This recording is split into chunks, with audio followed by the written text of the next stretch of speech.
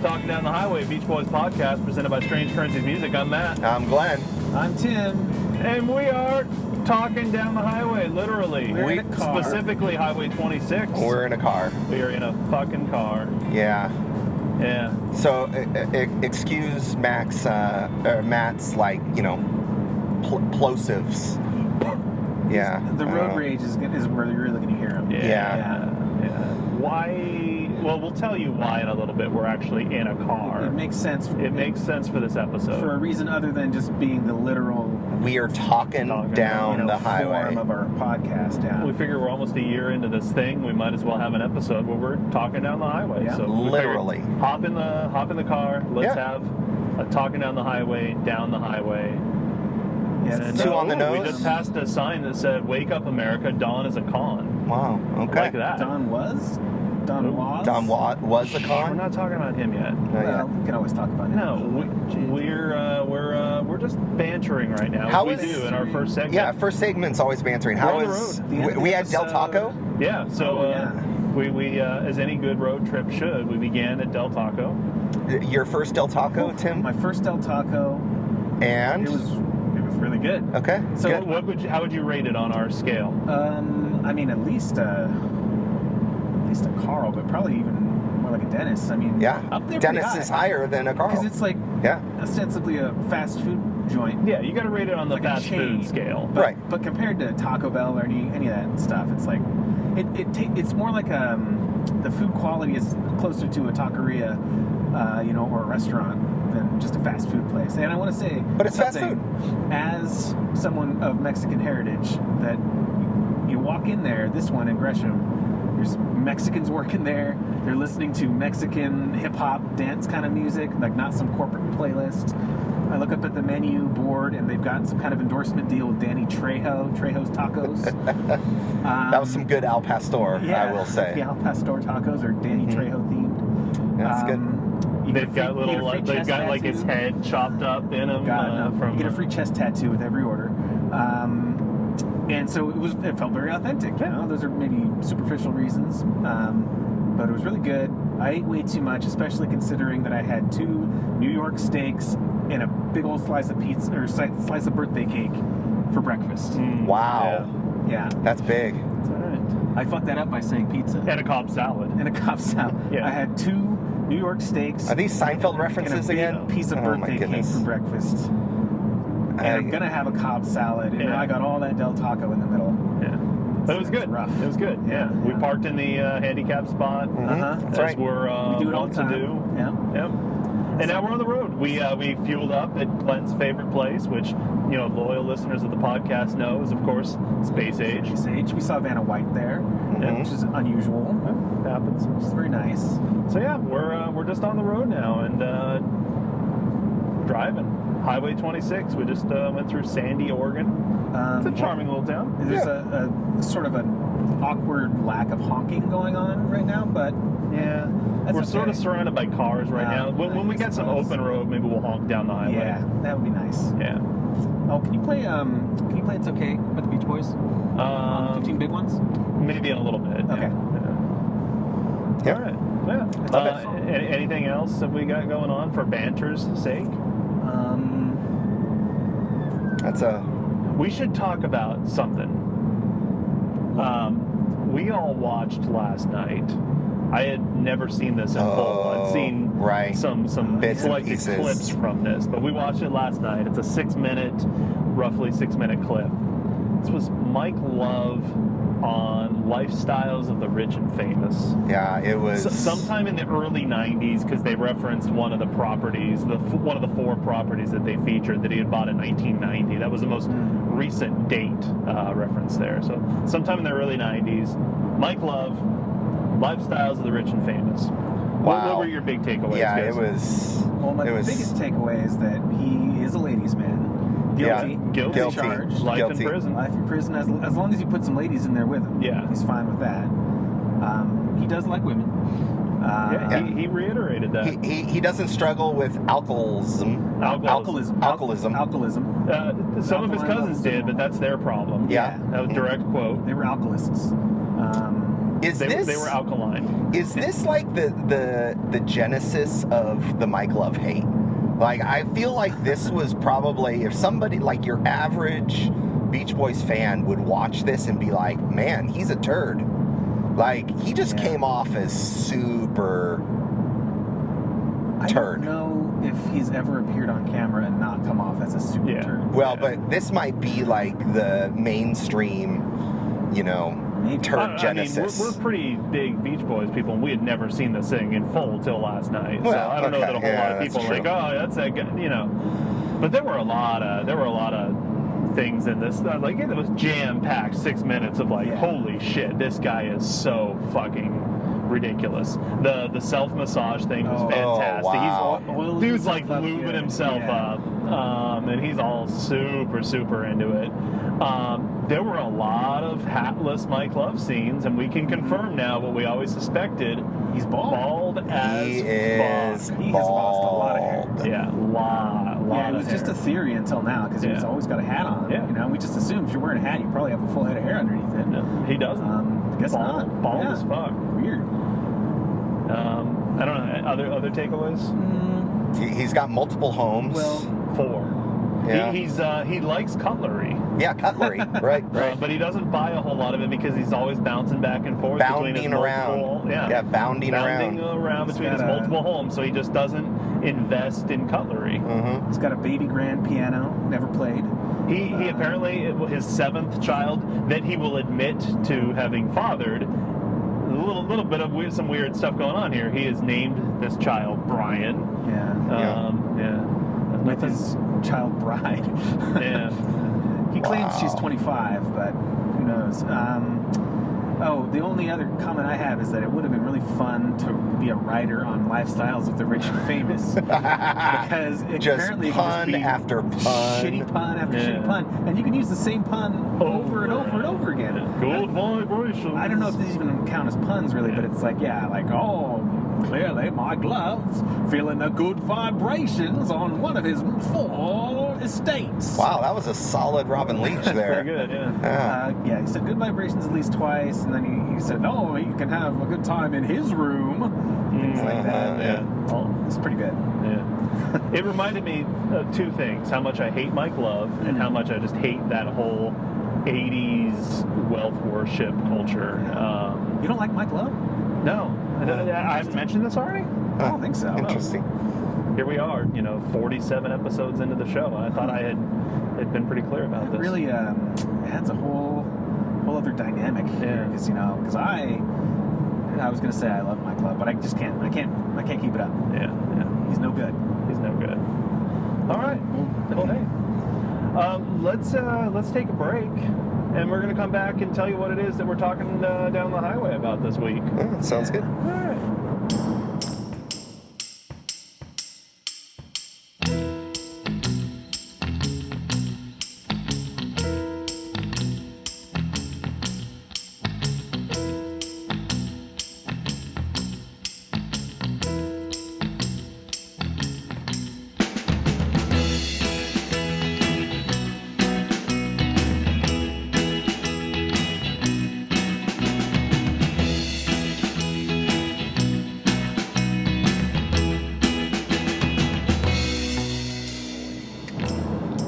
And we're back. And this week we're talking down the highway about the 2021 documentary, Long Promise Road. Long Promise Road. Which is why we're on the road. We're on the road. How clever. We're of on the us. road, talking down the highway about And that the is the Long only reason Promised why we are on the road. I don't get it, actually. Wow.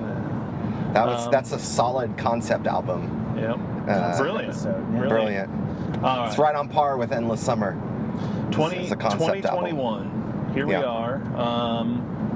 Brian does this documentary. It mostly features him and his buddy, Rolling Stone writer Jason Fine. Doesn't start that way. He's fine. It doesn't start that way.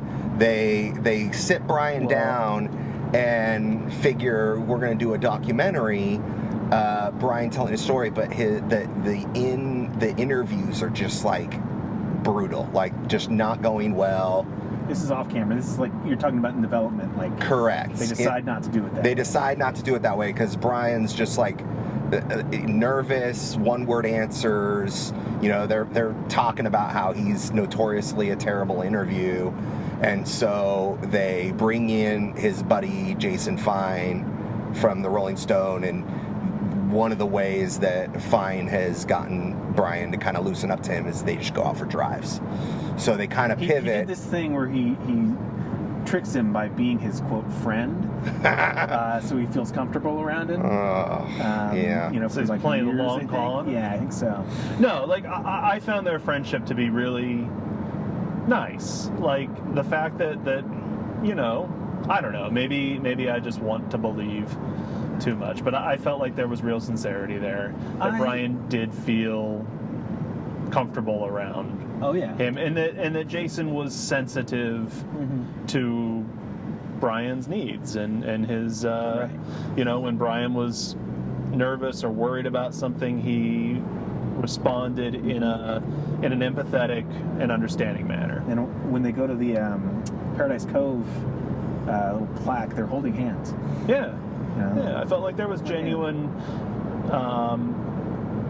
trust and friendship there. Well, I do, but I feel like Jason Fine on his side, it was definitely, and I think he is, you know, genuinely Brian's friend and all that, but the whole thing did feel very much like, okay, Grandma, okay, let's go over here now, and just like, oh yeah, no, that's great, yeah, oh, what a great song, you know, but But that doesn't mean you don't love your grandma. sure, You know, I mean, I don't like your grandma, but you better fucking like my grandma is. She's a fighter. Badass. That's right.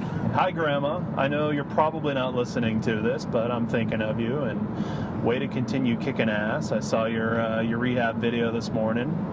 Hi, Grandma. Love you. Wow. she knows what she did. Yeah. Is she able to? You're way better than Tim. Is she able to park in handicap spots? She doesn't drive anymore, Oh, but she okay. can park wherever the hell she wants to. Yeah. My grandma Just like kicks Brian ass. Wilson. So basically, it's directed. It's kind of the brainchild of Brent Wilson, no relation. And so he goes out and he decides, okay, if we can get Jason Fine to kind of drive him around, we'll get some interviews.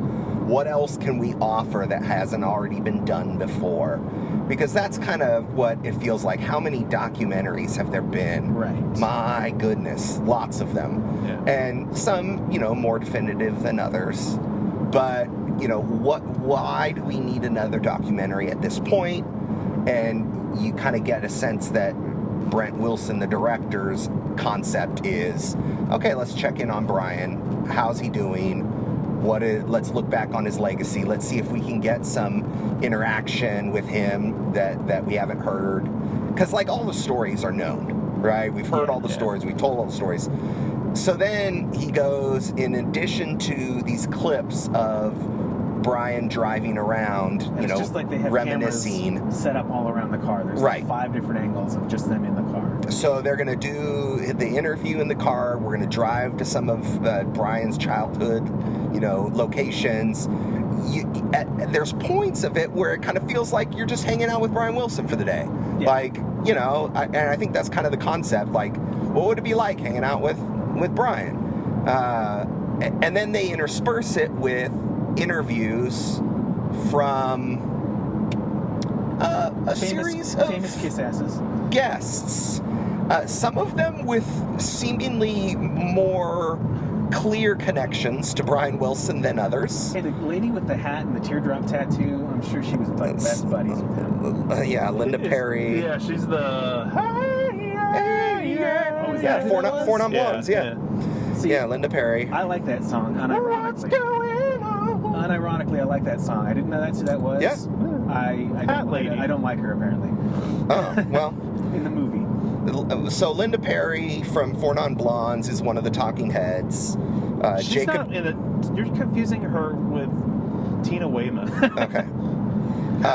Do you think all women are the same? All women musicians are the same, Glenn? Matt, in the documentary format, these are called talking heads.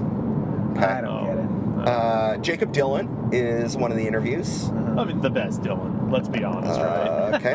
That guy can write circles around his dad. Yeah. Okay.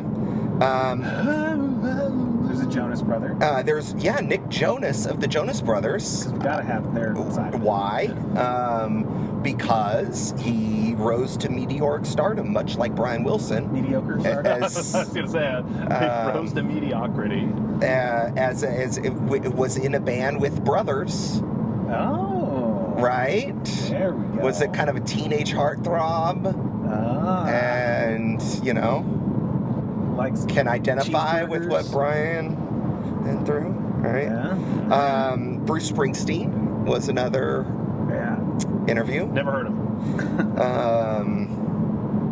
I think that guy was just Brian's boss at one point. Okay. I heard him referred to as the boss. Elton John Yeah. Never heard of him. gave a good interview. Oh, you mean Reg Dwight? Yes, Reginald Dwight. Well, I appreciate because there is a story that Brian tells at his Bel Air house where like Elton John came over, right. and so okay, Yeah, and you he get a did. sense that he has a history with him. John put on his best tracksuit for the interview. Yeah, that's good. That's good. Yeah. Taylor Apparently Hawkins. The Donald Duck suit was in the at the cleaners. Okay. Taylor Hawkins. Taylor Hawkins. Ooh, too soon. R.I.P. Sorry, R.I.P. Too Taylor. soon. Yeah, and he's talking about the pitfalls of drug abuse, Right. in the rock and roll world. And of course, he's got the insight because he's kind of like speaks to Dennis Wilson. Whoa, he's weird. a drummer. Too soon. Too Glenn, soon. come Sorry, on. both of them. Wow. Hanging out with Dennis. Well, Taylor famously, sang. Finished Holy Man on that's Dennis really- that's Wilson. famous, Well, whatever. So there's a That's connection right. there. There's a connection there. There's a Yeah. connection there with Dennis Wilson. He helped kind of finish some of Dennis's unfinished works.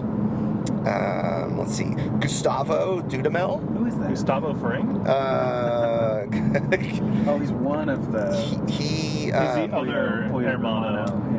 Yeah. Gustavo Dudamel is a conductor, and Oh, okay. he is Dudamel?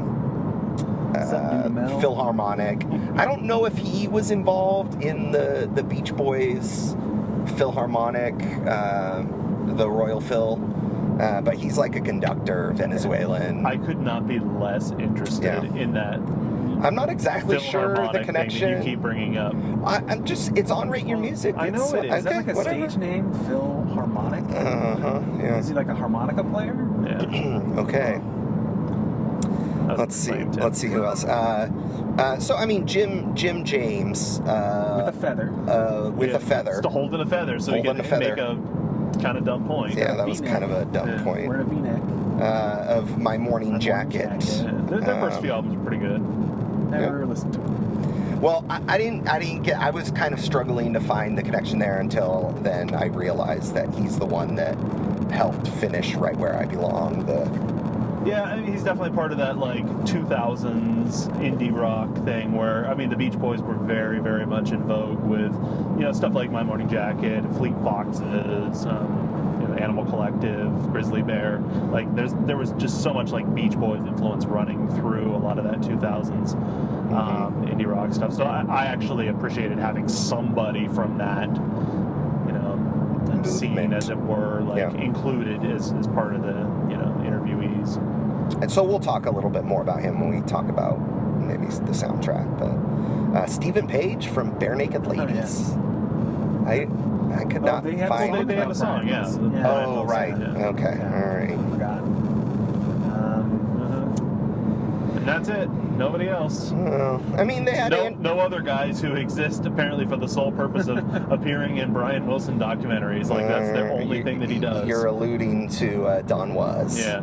This guy just he lives in a closet, and then they just dust him off and all right, we're making another Brian Wilson documentary. We need Don Was. Let's pull him out of the closet. He did make a documentary, right? Yeah, Wasn't Made for These I Times. Wasn't Made for These Times, the 95. Which I need to watch. And he's a producer, record producer. But in this, he mostly fawns over. I will the say Beach Boys, like everybody. he's pretty endearing. Like, I like him. I would have a the beer scene with where him. he's playing with the master tape of God Only Knows. Yeah, and it's so great. Yeah, I love that. Yeah, he seems cool. Let's see, who else did we see? We saw, so Andy Paley That's right. has a couple of... Haley, Sometime member of the Rising Storm. Shout out to my buddy, Todd. Yeah. He also, well, I appreciate this because, again, I've been talking about the Paley sessions for a while now. Yeah. And we get, in the soundtrack release of The Long Promised Road, we get a handful Hold on, of really those. quickly. I just want to say, Oregon is a very attractive state, guys. Yep. It really is. All right, go ahead, Glenn. I disagree. We are driving down this. Are we on 26? We are. Yeah, it's beautiful. Lots of trees. Yeah, good stuff. We hear from, I think, what's his name, Lynette, or one of the engineers for, I want to say Smile. Mark Lynette. Yeah. And then the Kalinich guy makes a brief appearance. Dennis Kucinich makes a brief appearance. Nice. There are all these like names that you pick up on when you do a bunch of Wikipedia reading, and you can finally sort of put a face to the names. But most of these guys are so like obscure that they are only there for like one or two comments. Right. Blondie Chaplin, we have some new interviews with him. Yeah. He's kind of part of the studio crew. That's another piece, like part of the film. It's interspersed between Jason Fine driving Brian around to reminiscing locations. It's then cuts to these talking head interviews, and then of course there's a bunch of like old footage that they'll reference and go back to, but then kind of the third piece of this is part of the day is, hey, let's go spend a day with Brian in the studio. So he meets back up with his band in the studio, and they're recording some pieces. And so you get a kind of sense of Brian in the moment in the studio doing his thing. Darian's there. Yeah, Darian's there. The Blondie is playing with the crew. So The guy I recognized in Love and Mercy is there. Turns out he's, I'll have to look up his name, but he's a member of Brian's band. He played the piano player, member of the wrecking crew in Love and Mercy. Oh, all right, there you go. So, yeah, they're the guests. I went on the Wikipedia, and Brent Wilson, the director, has a line where he kind of defends his choice of these seemingly disconnected, random, like why Nick Jonas, why Linda Perry, Jacob Dylan, right? And his quote was, "What in the world do these people have in common? And the only thing they could ever have in common is their love for Brian Wilson." Well, that's stupid. Yeah, right. So, Suck, Brent Wilson. Yeah. That's definitely one of the criticisms, knocks on this production is these. How much did these talking heads really add? I don't know that we got anything groundbreaking, except, wow.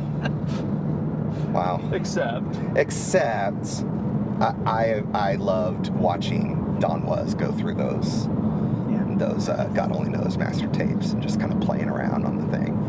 From a logistical standpoint, this thing is on Peacock. Yeah. Right. Okay.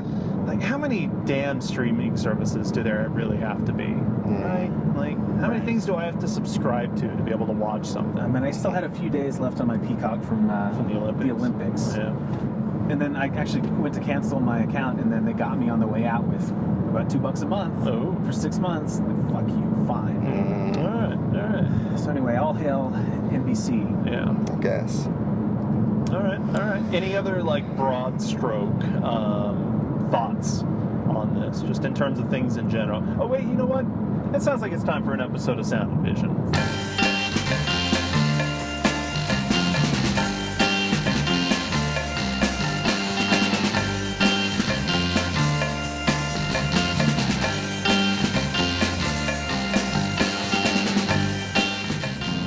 It's time for Sound and Vision. We're going to discuss all things aesthetic using the scale provided to us by David Bowie. Glenn, if we really like something, we call it a Low. That's right, David Bowie's masterpiece. Tim, if we don't like something, we call it a Let me know. Never Let Me Down, which Dave Bowie definitely let us down. And if it's in the middle, let's dance. Let's dance. Dave Bowie's okayest album. All right, visually speaking, how would we say we felt about this in terms of the archival footage, just the general vibe of the look of the whole thing? The archival footage looked really pretty good. It didn't look like they just had like full screen YouTube or something like that, which I have seen in documentaries for certain old footage of things. There's one clip in particular, it's a black and white clip where they're being interviewed by a lady. I thought that looked really nice and sharp. The interviews are good looking, but like sort of sterile, I guess. Yeah. Like just kind of Felt average, pretty cookie like cutter. modern day documentary interview kind of setups. And the car stuff was interesting. Like I said, they had a million different angles, so at least they had good coverage and, you know, things to cut away to, sort of. They even had like an exterior camera. So I thought that was, even though you could tell they were like GoPro sort of quality cameras, I thought that worked out pretty well. But Are we going to talk about the cover of the soundtrack album I don't associated? think I've seen that. Oh, I like it. It's here, look. Yeah. It's like the movie poster. Yeah. Actually, I do like that. Yeah, it's got like the Brian wearing a funky shirt. I like the font, the piano color there. scheme. The color scheme's nice. Yeah. But as far as the documentary, I mean, nothing groundbreaking. Let's Dance. Yeah, I'd say Let's Dance seems fair. Yeah. There's no big misses. There's nothing offensive. amazing. Yeah, it's in the middle. You know what? Actually, I will say there is a lovely light touch of Mike Love. There is a very noticeable absence of Mike Love, which I think I was gives gonna wait a to little talk bit about of a that bump. for a minute. I mean, for sound and vision purposes. And on sound and vision, while we're on the subject of the Hairless Wonder, there is a great shot. They're talking about Brian and Melinda getting married, and they're showing some footage from the wedding, and you got, the only other Beach Boys, Dennis wasn't there for some reason, but Carl's there, and he's like giving a toast, and looking amazing because he's fucking Carl, right? That's one handsome man, right? Yeah. Some might say hot. Yeah, exactly. And then it cuts to a scene of Mike Love dancing On the dance floor. in a tuxedo. Cut the rug in a tuxedo at Brian Wilson's wedding, wearing a fucking baseball hat. A baseball hat. Because of course he is. So dumb. Maybe his full head of hair was just like not behaving that day. Yeah, having a bad hair day, Throw that a he hat had no on. hair. Throw a hat on the tuxedo. You're a rock star. I'm sure he's got hair under there. Oh, dear. No. This was after the Lifestyles of the Rich and Famous thing, so we know that he didn't have hair now. Anyway, so good episode of Sound and Vision. Yeah, Let's Dance. Solid. Well, let's take a break, and we'll come back and talk about some more of the specifics of this film. Some of the highlights and lowlights, maybe? Yeah. All right.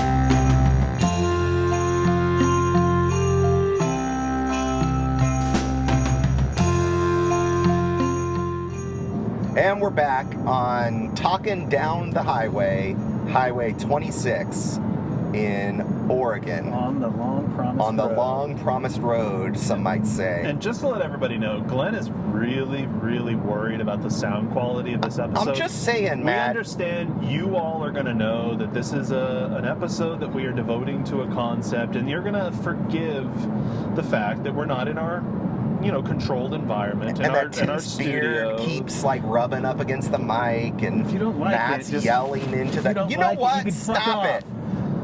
I'm the one with the headphones on. I have to hear this. We figure that our garbage. fans are billions of fans, 10 plus they're, at this they're point, forgiving the that they will subpar appreciate sound quality. the All right. novelty of us doing a podcast on the road. All right, on the road, To right cover where we Long Promise Road. right where we belong. Yeah. So anyway, So, all right. So, when I don't know about y'all, I do also have a Peacock subscription, and so I was able to watch The Long Promised Road. And as I sat down with my notebook open, because we gotta, we are serious about documenting and researching. We are journalists. Yes. We are responsible journalists here. And so as I started to watch the documentary, I made a note. I started making notes, and I basically had a little, T-chart, as it were, of scenes that suck, that make me angry, scenes that make me happy, and scenes that make me, what the hell did he just say? Were there scenes that make you sad? And yes, scenes that made me sad. Can you play A Long Promised Road by the Beach Boys? I don't have I can play Seal Whales by Meat Puppets. Because that's what's currently. We'll do that later when we get home, Tim.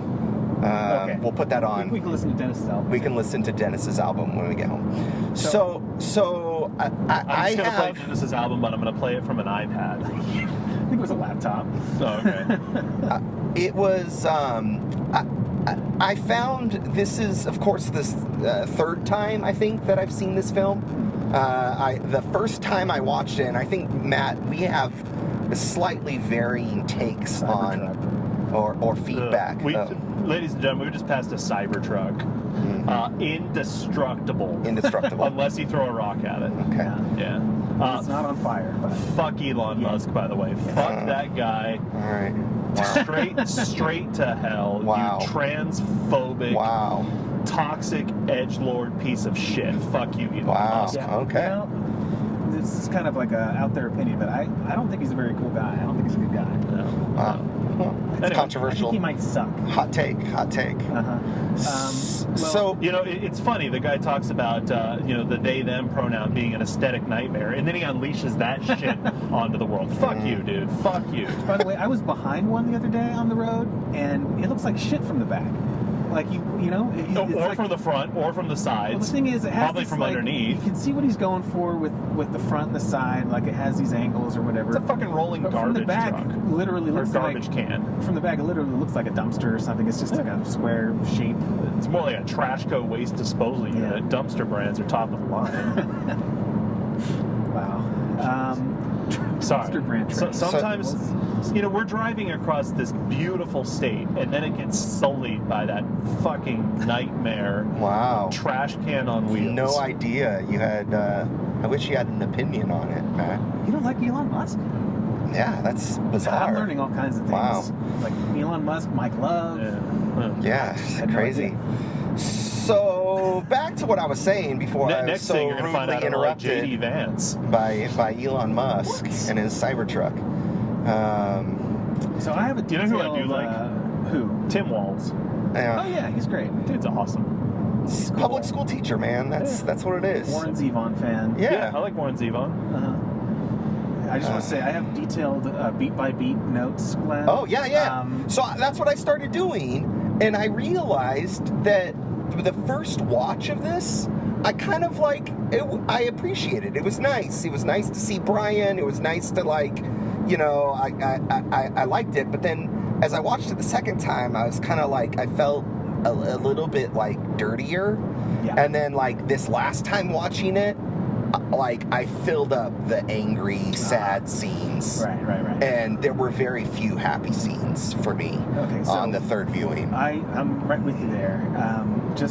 Let's just go through it in order. Okay, so well, really quickly, I'm actually going to say I didn't like it the first time at all. Mm-hmm.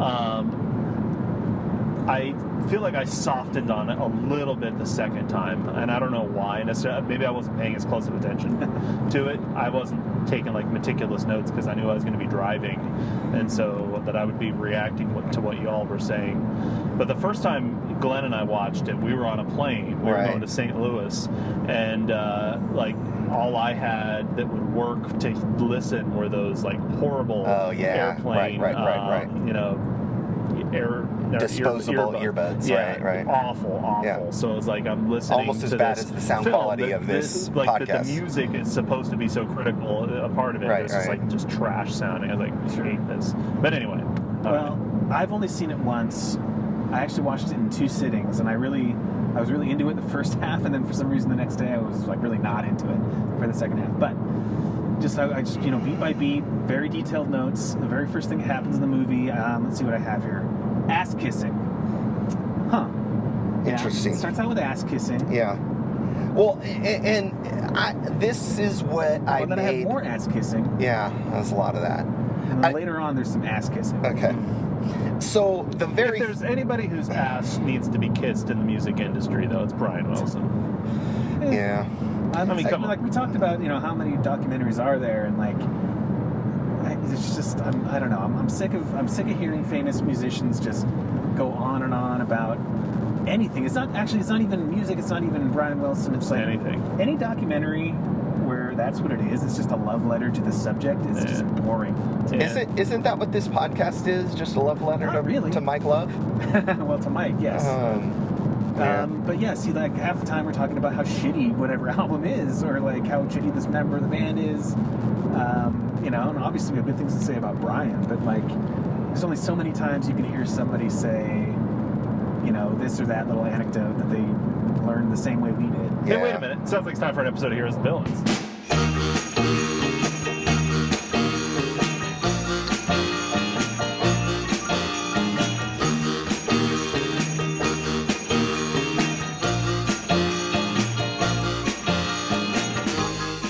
That's right. It's time for Heroes and Villains, where we discuss the heroes and the villains, whatever we happen to be talking about this week. And this week we're talking about Long Promised Road. Heroes? Brian. Come on. If everybody else is kissing Brian's ass, we might as well just remind everybody who the hero of the story is. Yeah. Brian Wilson. Yeah. We love you, Brian.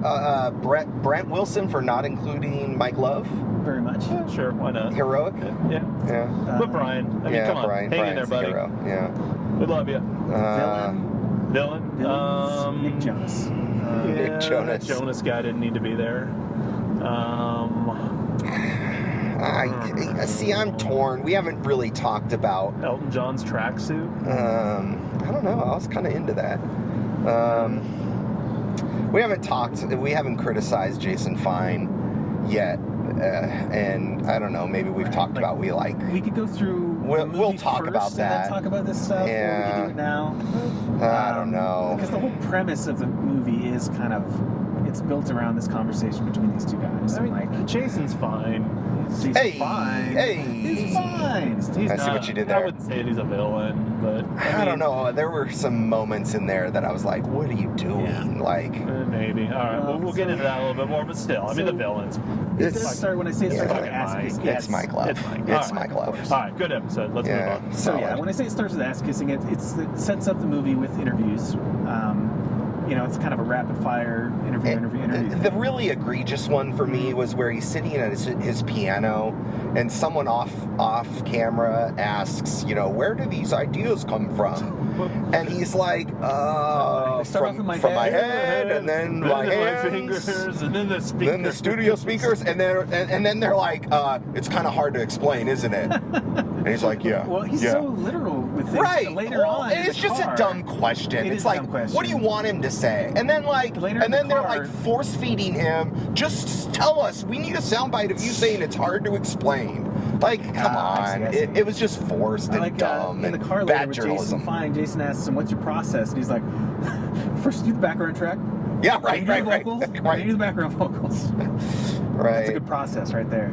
And so some of that is Brian's a difficult interview, they say, or whatever. But like, some of that is like, dude, those are bad questions. Do better. Right. Like, well, he works for Rolling Stone. Come on. Trash magazine. The Rolling Stone, as Glenn said earlier. Yeah. So I didn't take detailed notes actually, but the first interesting thing, it mixes in archival footage, and that I mentioned it earlier. Really interesting piece of archival video that I hadn't seen is this TV interview backstage at a Beach Boys show. Some lady interviewing Brian, and then Carl, and then Alan and Dennis, Mike nowhere to be seen. Right. Perhaps also interviewed and not included. Not included. And Who's to say? Dennis like hits on her. Yeah. But it's great. Like Uniform. and and Brian, again being very literal, she asks him, "Oh, what are some of the songs you wrote?" And he lists like every song, every written, single. I guess, yeah. Right. He's like, "Oh, we're surfing safari." He didn't say anything about Chug-a-Lug or 10 Little Indians. But I'm saying like everything that was probably released as a single. Yeah. Like, all of those. And then she was like a little old lady from Pasadena. And without missing a beat, because that's Jan and Dean. That's Jan and Dean. Nice try. Which is funny because he wrote songs for Jan and Dean, not that one. And then Carl says, "Oh, what about these two? The ones we just did? Oh, she knows me too well, and whatever." And then she talks a little bit to Carl. And Carl's, still a kid at this point, whatever. Then it cuts to Al. And then, Dennis is being this, like, charming guy the whole time. And at the very end, he's like, I'd like to compliment you on your dress. It's a very nice dress. And she says, oh, well, it's kind of a beach girl thing. I wanted to be hip when I'm talking to the Beach Boys. And it was here's Carl flirting with a interviewer Dennis flirting with an interviewer who's probably 15, 20 years older than him. But it was a cool little moment. Yeah. And that I'd never You get to seen see their personalities. Yeah. Shy Carl. Mm-hmm. Ladies' man Dennis. Ladies' man Dennis, exactly. Al with no ponytail for some reason. Yeah, no starter jacket. Yeah. But that was good. There wasn't a lobster on his back. A lobster attacking him. Yeah. But that was The simpler some of the times. footage that I thought was really good looking too. Like I don't know if they restored it or how they did that, but that was good. Then there's more ass kissing. Yeah, lots of that. And they go to the cafe. Yeah, cafe. He loves a Cobb salad. He does. Yeah, I think I'll have a Cobb salad. So they're driving around, and the whole time, they're just having a conversation. And like you were saying, Brian. I mean, he's doing like the one word answers a lot of times in the car, but since they do know each other, it is a little bit more conversational. But sometimes he maybe doesn't pick up on like what Jason's getting at. Like when he asks about his process, he's talking about his creative process, probably things like that. But still, they're kind of buddies hanging out, and they pull up to this cafe that apparently they go to all the time, and Brian tells me to park in the handicap spot. Because he does it all the time. And they go in there. This is a really like basic cafe for celebrities to be hanging out in. Apparently, yeah. Vanna White goes there too. They see Vanna White coming out, and then he introduces himself to her like they never met before, but they're neighbors. He does say, "You still live across the street from me." Right. But he says, "Hi, Vanna. I'm Brian Wilson." Right. Like he introduces himself like. Yeah. But at this point in the movie, like you see Brian, he has these like physical tics that he's doing. He's like kind of grinding his teeth and twisting his mouth around because he's nervous. Yeah, he's uncomfortable. And they introduce the idea of him being scared, just from everyday life things.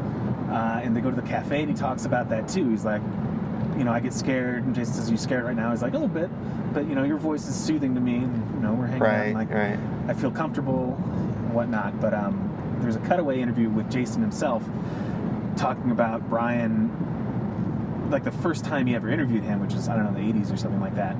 And at some point, Brian just getting up and saying, "I gotta go," and Jason's not sure if he's coming back, and he goes and finds him and says, "I got scared. Sometimes I get scared."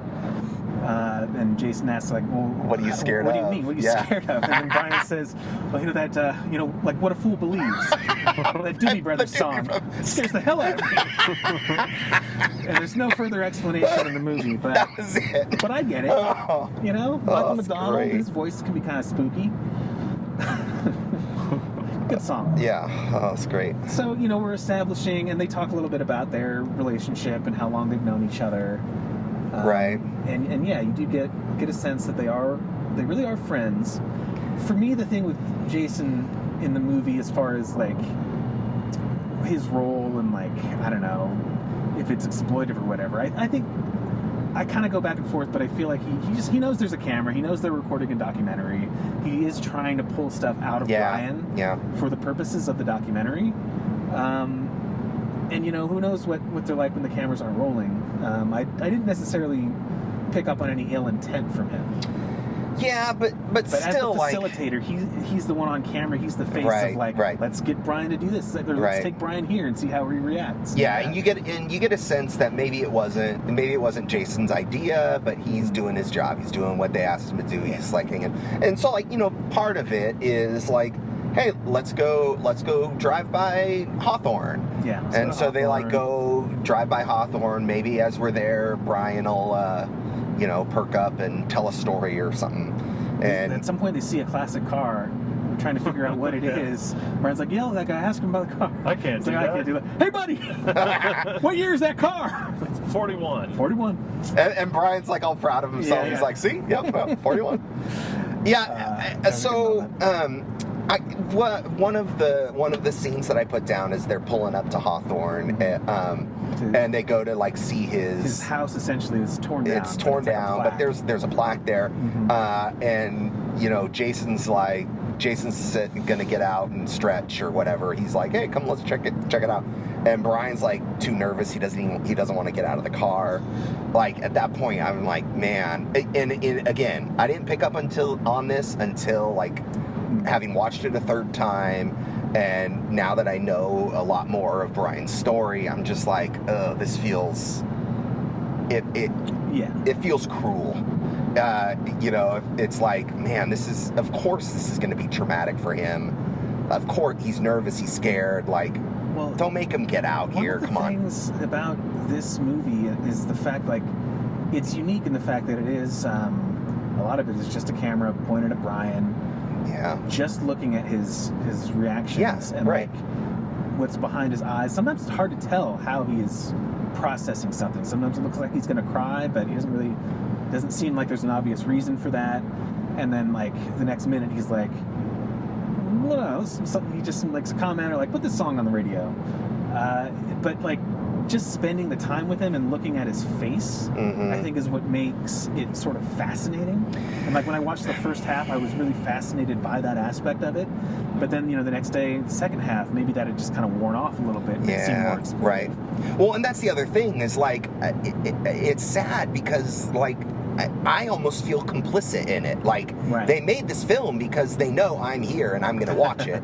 And so it's like, did I play a part in putting him through this? Like, I feel like, he's the gorilla at the roadside zoo and we're poking at the glass. It's like, The elephant man. yeah, like, leave him alone. Come on.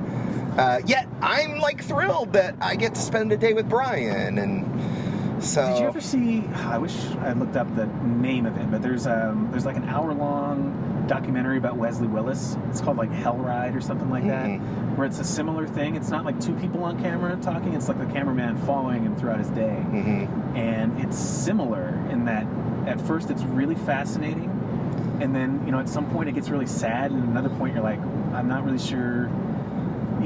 This needed to exist. Right. Because it's like a really troubled guy, but really nice guy. He talks about literally, he's just open about talking about his demon, and he's just going to the Kinko's and printing out some copies of lyrics or whatever.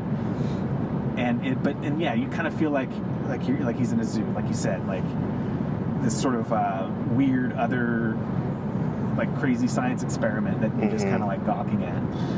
Yeah, I don't feel like this one got to the point where it was like I feel like, and I won't discount somebody who thinks that maybe it did cross that line, but I personally didn't feel like it did. There's definitely, I don't know. I mean, you're a big Daniel Johnston fan. Yeah. Like I think of like and it's not even in the film, but like the bonus scene of The Devil and Daniel Johnston right. where they reunite him with Lori, and then he like proposes to her, and it's like, oh my God, this did not need to happen. It's so facilitated exploited. purely for the movie, but I didn't feel like there was anything in this that pushed that line. There were definitely some uncomfortable moments, and he never wants to get out of the car when they go to Carl's house that's in the- particular. Yeah. Probably the most approaching that level, because it's like, let's put on Long Promised Road.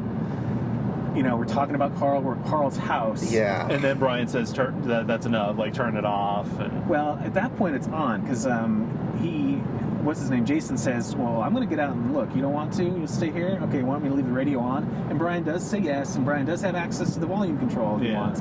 But once Jason leaves and Brian is just there alone with his brother's voice, they leave him in the car. Oh. And just his eyes, he's just like staring so like intensely at the stereo. Like that's a little much, but again, like. And then as soon as he gets back in the car, he can change those circumstances if he wants. Well, and he does. He turns it off. He's like, that's too much. And then what pisses me off is Jason puts on Southern California next. Like he's like, okay, let's put something else on. He puts on Southern California, and the lyrics are, I had this dream of singing with my brothers. I'm like, what the hell? Like, you just... We don't know, editing-wise, if that really happened right at that same moment. Yeah. Well, but I know what you mean. Jeez. Hold on. We mentioned so that before they go to his houses and stuff. Before they go to Hawthorne, that spot, they do go to Paradise Cove. That's when they're holding hands. He does get out of the car at that point. Right, Paradise Cove. The plaque. Yeah, because nothing traumatic happened to him there. Right. I don't know. Mike Love was. He was involved in that photo shoot. But and then also the X-Acto knife dentist feed too, where we have no idea what happened there. Right.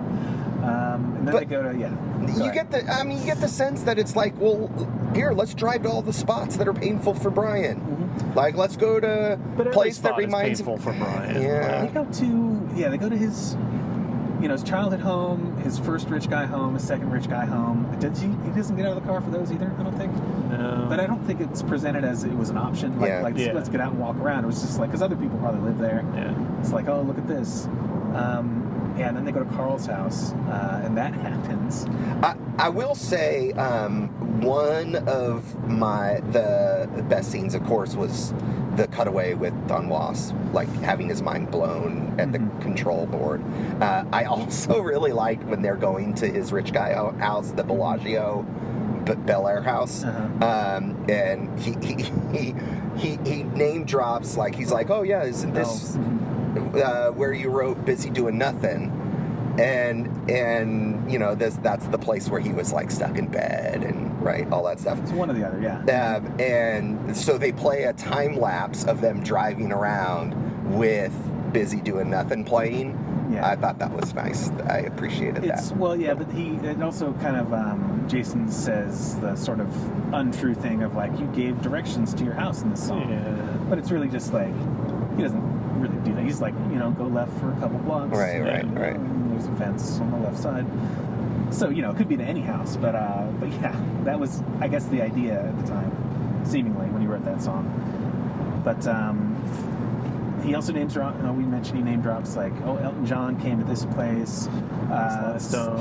He calls him Sly from the Family Stone. Right. Came and he just fell asleep on the couch. Right. But this is right around where they do go to the recording studio, and you see, and people say this all the time, that like you do get a sense that Brian's sitting at the piano with the headphones on, kind of being the band leader. He does feel a little bit more relaxed and like himself. Yeah. He's kind of like the classic thing where like they start and like 2 beats into it, he's like, wait, no, do this, doing that wrong. Do more staccato. Yeah. Right.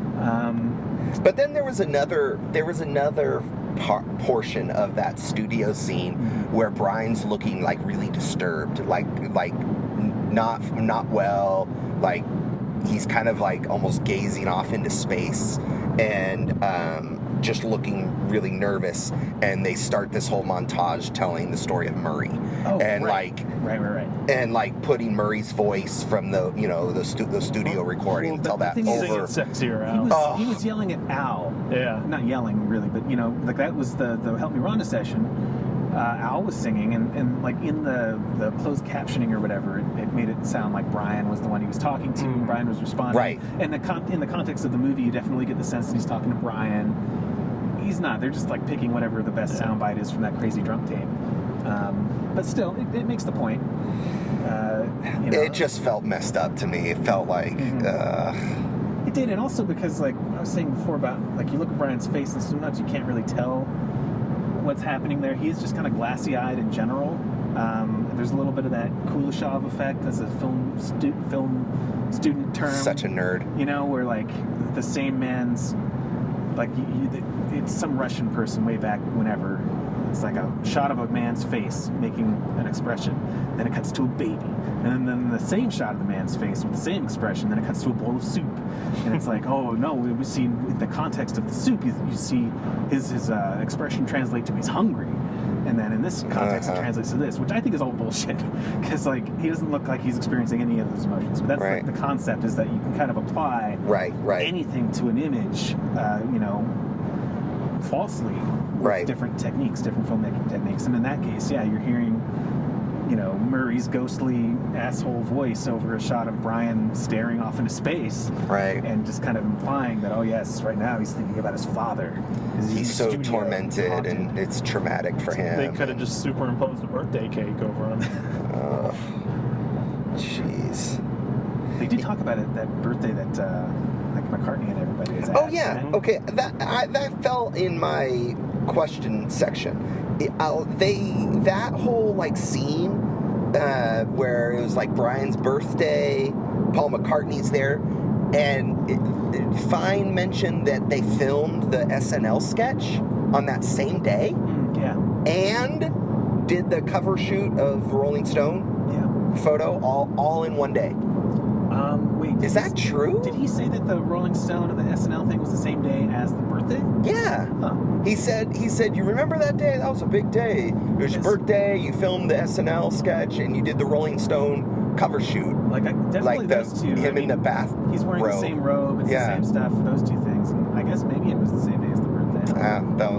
That's pretty wild. Mm-hmm. So, yeah, speaking of those, they also at that time were like, yeah, then is this where you were in bed for years, but it wasn't really 3 years? Like at this point, I have no idea if that's true. So yeah, Brian says, yeah, no, it's just a couple weeks, but everybody likes to say 3 years. Well, everybody likes to say 3 years because Brian himself said 3 years. Like in other interviews, he's said like he's been like, we just talked about Love and Mercy, and like Brian was involved in the accuracies of that, and that's the portrayal is years. So, but this is where we get into Brian being an unreliable narrator. So here's the other thing. At this point, yes, Brian's an unreliable narrator to the point that can we talk about Brian's health at this stage? Well, let's take a break. It's been a long segment. Yeah. Let's take a break and we'll come back and talk about that. We'll listen to Long Promised Road. Okay. Actually, I want to listen to It's Okay. Yeah, It's Okay from 15 Big Ones. Yeah, by the Beach Boys. By the Beach Boys, okay. All right.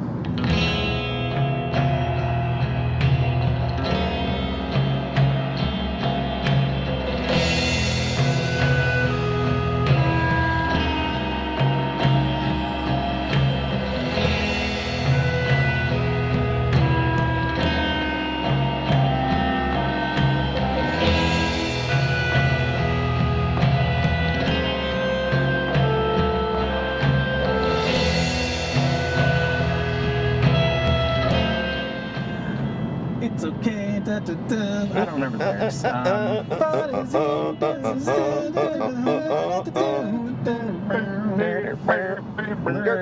We're still talking down the highway, listening to our two favorite Beach Boys songs, the only two Beach Boys songs that we've ever heard. Long Promised Road and It's Okay by the Beach Boys from 15 Big Ones, yeah.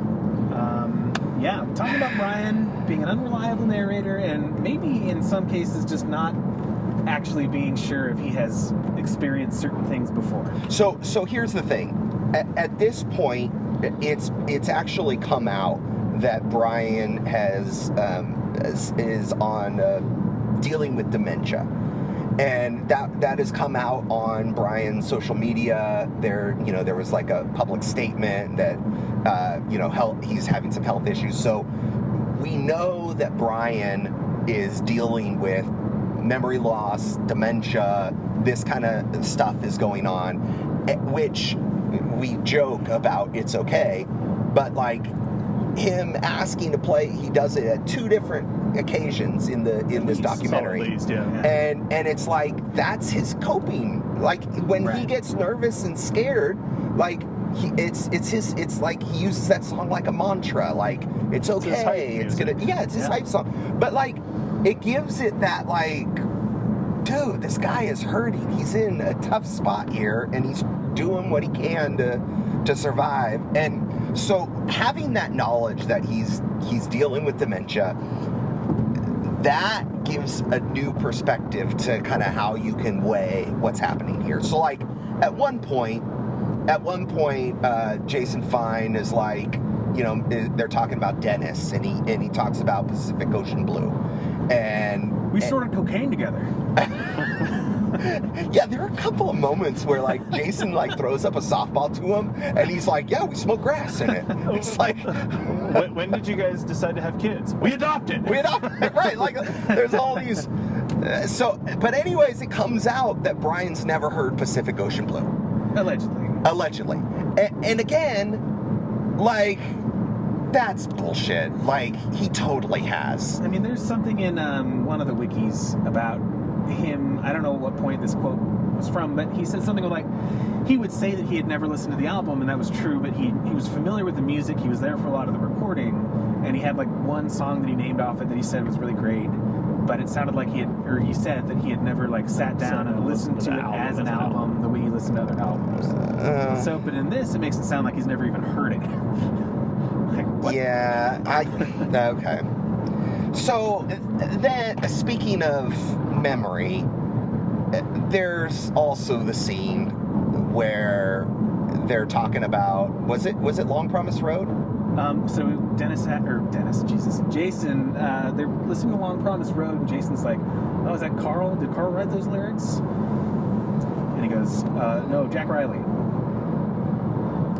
And then what does Jason say after that? Jason's like, "Oh yeah, he died a few years. He died a few years ago." Jack died?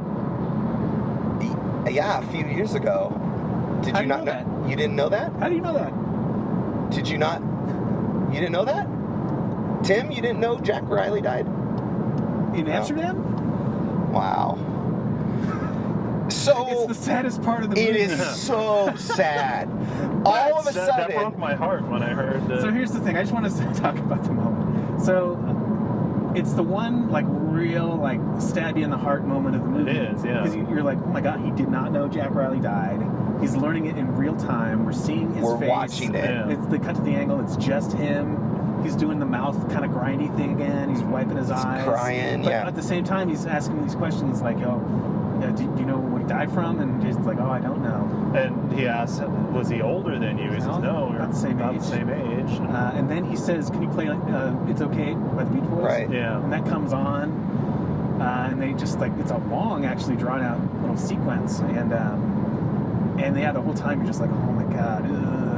Then he tells him to turn off the radio. And a few seconds later he says, broke my heart when I heard Jack Riley died. And as sad as that scene is, I couldn't help but just laugh out loud. Because, Shame it on you. happened 1 minute ago. Shame on you. And he's like, when I heard Jack Riley died, it broke my heart. I think he was saying, F you, why would you do that to me? It's one of those moments that, you can... There's a lot going on without a lot being said. And it is really sad. But I guess what's funny to me is the ridiculousness of it. Like, that was a moment where I don't think, again, he had any ill intent, but like, Jason sets him up for that. Right. He throws it out there unprompted. Like, he hears the name Jack Riley and is like, oh yeah, he's dead. And so, like, I don't know. There's something about the absurdity of that whole sequence. Just, it makes me laugh. I can't help it. I know it's sad, but it's like... So, second layer to this that maybe is equally sad. He's dealing with dementia. Like, of course Possibly he knew at this point. Of course he knew that Jack Riley died. He had put out a press release on social media. Well, there was there was like a tweet. And certainly he's known about this. He just forgot. Like, that's what I'm saying is like This I think you're probably right. This is the difficulty of it. Someone else may have been running his socials, but yeah. But certainly he's been notified of this before. But like that's the thing. Like we don't know how developed this dementia is, but you get a sense for it. It's depressing because you're going around with this guy and you don't know what's gonna kind of trigger him or whatever, and they just stumble into this. He has to relive this death of his close friend. Right. The news, which is awful, like it's terrible. But then on the flip side of it, he also forgot that he never heard Pacific Ocean Blue before. He had heard it. But that's what I'm saying. Mm-hmm. We get another moment where here's Brian's dementia, and we get to watch him experience Pacific Ocean Blue as if he's never seen it before. Well, and also this interview in the car format, it kind of goes back to the zoo animal thing where it's like he's literally in a bubble, a fish bowl, and like we're gonna we'll throw all these things at him and see how he reacts. And then you end up with scenes like this where assholes like me laugh at him, right? Because of just how how unbelievable a sequence like that is. But again, doesn't seem like he's trying to do that, but he is trying to fish for stuff for the movie. And that brings me back to why this makes me angry, is because the whole premise of this is, look at this sick man. He doesn't even remember that his best friend has died. He doesn't remember, that he's heard his brother's album before. Let's go take him to these traumatic spots and watch what he does. Poke him, watch what he does. And it just feels gross. That's it's, and I've heard a lot of, well, not a lot. I saw like one Reddit thread or something where people were like, this movie sucks, it's icky, it's exploitive, we hate it. Yeah. And I could totally see that. My other thought, though, is that, like, weirdly, I feel like I would have enjoyed it more if it was just the car stuff and just the day with Brian stuff. Because, like I said, the interviews were all just so ass-kissy to me and pointless, and just anecdotes we've already heard and people just praising his, genius or whatever, that watching him just kind of living his life is more compelling to me. But then that's really the exploitive stuff. That's right. That's the thing. Yeah. Like, I mean, he's at the deli and he's like, I haven't had a friend to talk to in 3 years. Right. And it's like, he gets all excited when some random guy comes up and says hello, and the guy who pays for their meal. Yeah, pay for their meal, and it's which, like, by the way, I mean, if any of us ever get a chance to buy Brian Wilson, heck yeah, his lunch, his Cobb salad, you gotta make sure you do that. Joy of my life, yeah. Totally doing that. Yeah. And to all of our listeners, if you ever get a chance to buy Brian Wilson lunch, that man's not paying for his lunch. No, you see him, I will reimburse you. Yeah. Pixar didn't happen. See, but then again, like, what, are you going to go up to Brian and take a selfie with him? But he seemed to enjoy it. Yeah. Was that just a random guy? It wasn't like part of the crew? Yeah, it seemed like it was just a random dude. I think maybe it was Brent Wilson who came up and did it. I don't know. It's like, it's on the movie. I don't know. So they do talk about Landy. I actually thought the Landy section was interesting because they show some archival footage from a Larry King interview where Brian is very definitively like, yes, this guy controlled me. Right. Made him eat spaghetti off of the floor. He says that to Jason in the car. But it's like very much like, bad. But then there are other moments in the car where he talks about, I used to eat 2 New York steaks and a big piece of birthday cake for breakfast every day. Right. I hit 311 pounds and then, in 6 months, down to 185. With Landy. Yeah, with Landy. And so, I mean, obviously that's a complicated relationship. They were in such close proximity for such a long time. Yeah, so I felt like this telling of the Landy story was pretty helpful, like informative, even, like that. Yeah, he's talking about how Landy helped me kick cigarettes and alcohol and cocaine and all that stuff. It's at least a little more nuanced than we got in Love and Mercy. It was a little more nuanced, but it also at the same time it was like that was 9 years. Yeah. Like from 1983 to 1992. I never really like realized that or noticed that.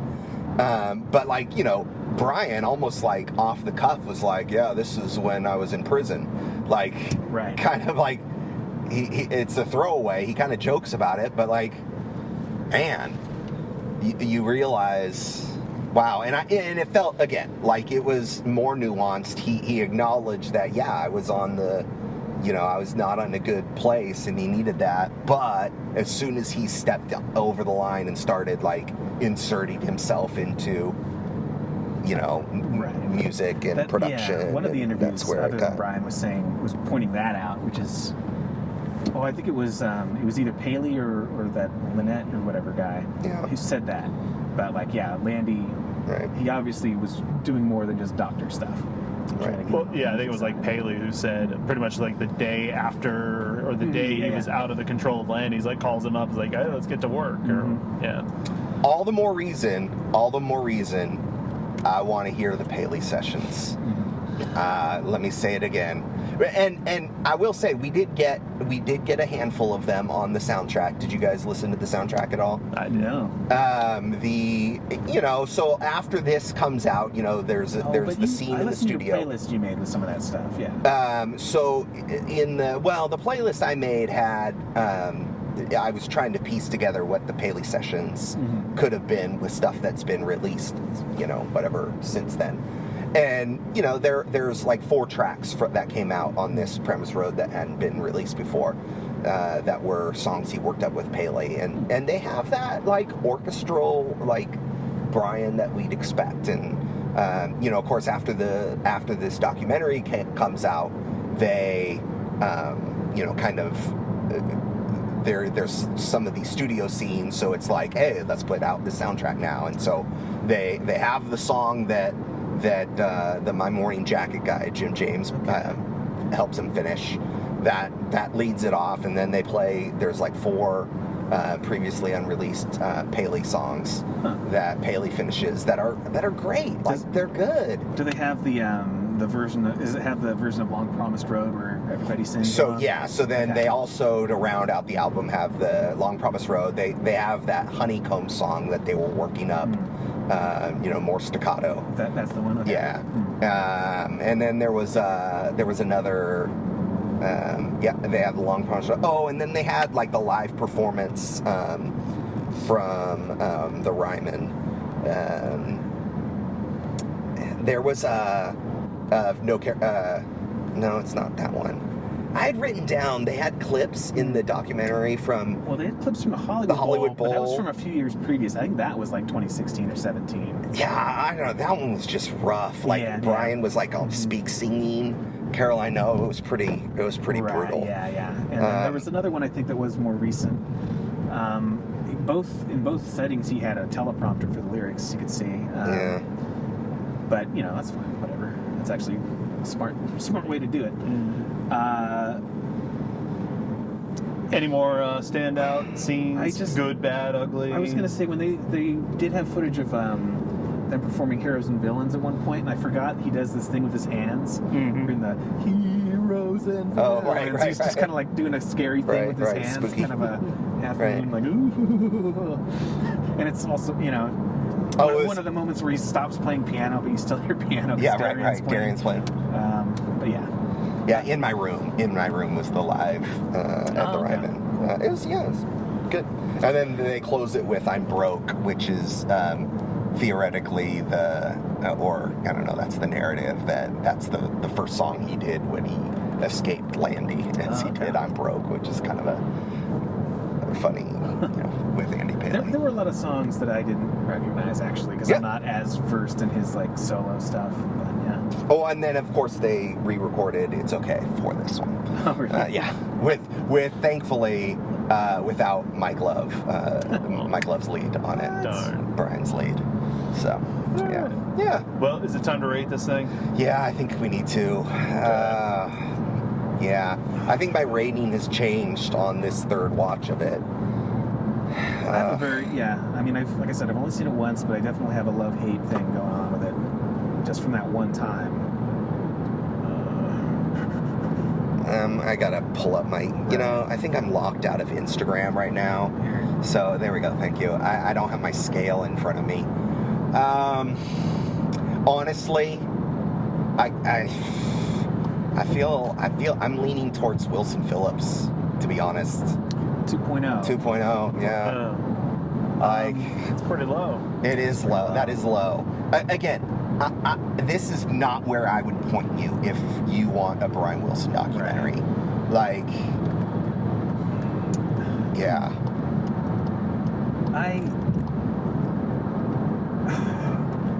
It does have that unique insight sort of into Brian himself and his everyday life and just kind of his... You get a sense for how he experiences the world and his fears and stuff like that, which is sort of unique. It's just painful. It's painful. So I don't know. I mean, I guess I would... Like, there's so much bad and then a little bit of good, which I guess would probably put me over Wilson Phillips, just below the halfway point, but I kind of want to give it a David Marks, 2.5. Yeah. Please talk me higher, Matt. I mean, I was thinking it peaks as a Bruce, but I could be talked down to a David, honestly. Then I can be talked up to a David, because I want to be. I just feel gross. Yeah, Enjoying again, it. as I've said, I don't quite get the exploitive element that you guys do, but it's also that I don't know. I can also see how somebody can get that from it. So I don't know. Maybe in a different viewing, in a different different moment where I'm a little more engaged in watching it, for instance, or whatever. Yeah. I do appreciate I might have had that tone, and that might be again why I didn't like it as much as the first time that I saw it, where I was like, this is kind of gross. I do appreciate that, like, Brian's, executive producer on it, and that he was able to kind of like have a say in it and make sure that this is what, he was okay with this. He put a seal of approval. It's okay. Yeah, for what it's worth. But still, I don't know. It seems like if you average our scores, we're probably okay with a David on this Sure. one. Yeah, David Marks. All right. Great. 2.5. All right. Solid. Well, let's take one last break, and we'll come back to wrap it up. All right.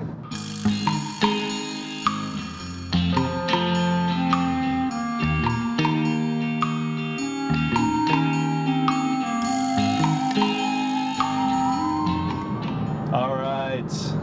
Well, one thing we didn't really keep in mind was where we were driving to. We are now like 2 hours away from home, so Yeah. we didn't really plan that out very well, guys. We didn't. What are we Should going have to gone do? halfway and then turned I around. know. Yeah. We just kind of got way too caught up in talking about this movie. You should have so. just driven in a circle. Or you should have taken a left and then For a couple blocks. for a couple blocks. That's what happens when you talk down the highway. Is you don't really talk about talking up the highway.